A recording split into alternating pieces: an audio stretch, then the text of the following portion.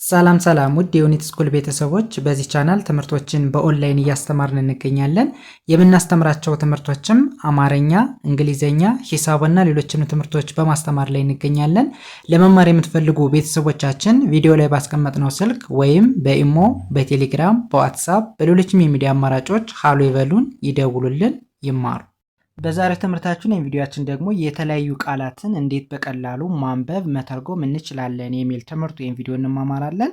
ከዚህ ጋር የምታዩቸው የተለያዩ የእንግሊዝኛ ቃላቶች ምን ይላሉ፣ እንዴት በቀላል መንገድ ይነበባሉ የሚል ትምህርት ወይም ቪዲዮ እንማማራለን። ከእናንተ የሚጠበቀው ሁሌም እንደምላቸው ትምህርቱን ወይም ቪዲዮውን ሳታቋርጡ እስከ መጨረሻው ድረስ ለማየት ሞክሩ። ወደ ትምህርቱ እንሂድ።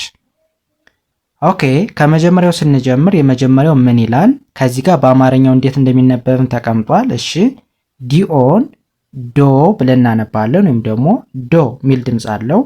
ኤን እንደ ን ይነበባል። ቲ እንደ ት ይነበባል። በአንድ ላይ ሲነበብ ዶ ን ት ዶንት። ከዚህ ጋር በአማርኛው ምን ይላል? ዶንት ይላል። ትርጉሙም ማለት ነው ዶንት ስንል አይ እያልነን ወይም ደግሞ አፍራሽ ነው ወይም ደግሞ አይሆንም እያልነን ነው።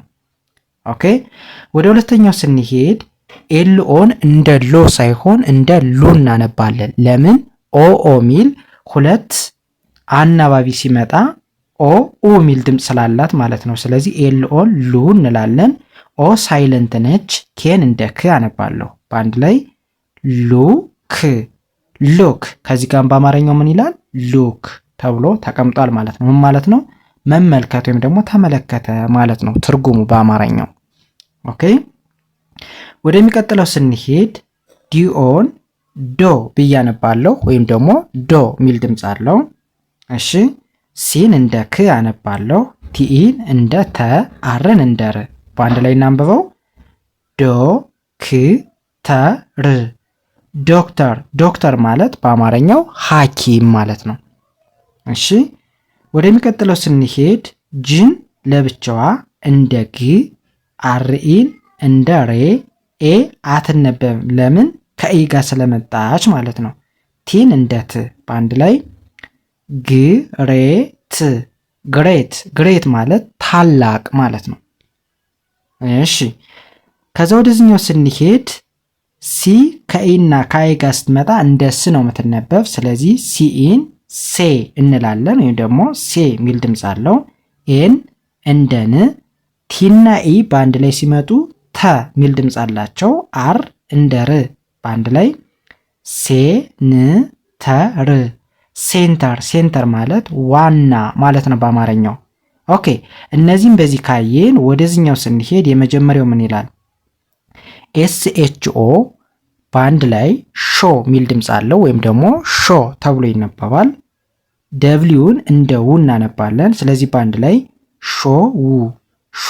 ሾ ማለት አሳይ ማለት ነው ወይም ደግሞ ማሳየት እንደማለት ነው። እሺ ወደ ሁለተኛው ስንሄድ አርኦን እንደ ሮ ሚል ድምፅ አለው። ኤ ሳይለንት ነች።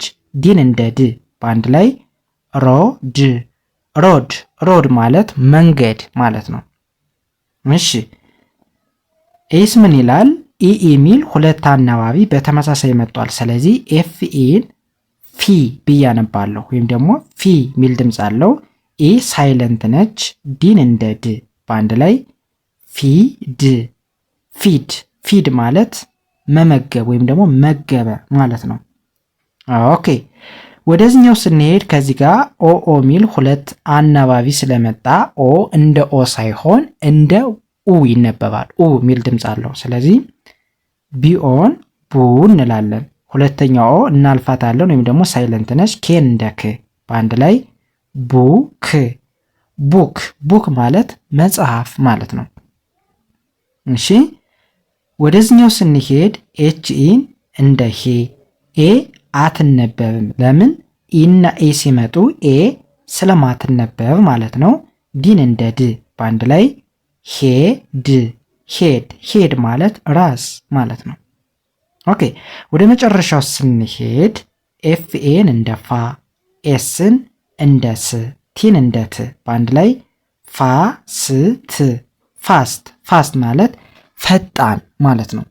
ኦኬ እንደዚህ አድርገን በቀላሉ ማንበብ መጻፍ እንችላለን ማለት ነው። ስለዚህ ከእናንተ የሚጠበቀው ይህንን ቪዲዮ ስትከታተሉ ደብተር እስክሪብቶ መያዝ፣ የምታነቡትን ወይም ደግሞ የምታጠኑትን ነገር መጻፍ፣ ከዛ እየደገገማችሁ ሁሌም ፕራክቲስ ማድረግ መለማመድ ከቻላችሁ በአጭር ጊዜ ውስጥ አሪፍ ቼንጅ ወይም ደግሞ አሪፍ ለውጥ ማምጣት ትችላላችሁ። ዛሬ ከዚህ ጋር እናቆማለን። ቀጣይ በሌላ ትምህርት እንገናኝ። ባይ ባይ።